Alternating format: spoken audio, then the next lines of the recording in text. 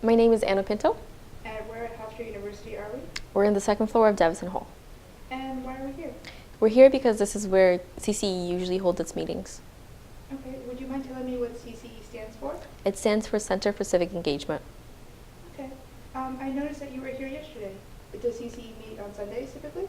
No, we meet on Mondays typically, but we also meet on other days depending on what events we're doing.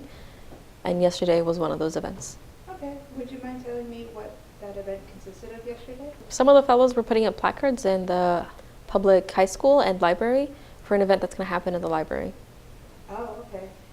So I take it that the weather conditions yesterday didn't help as much? No, they didn't because the ground was full of snow and ice, and putting the placards on the ground was kind of difficult. Okay. Overall, though, would you say that your efforts were worthwhile? I hope they will be, but I think that depends on the turnout of the event. So we'll see.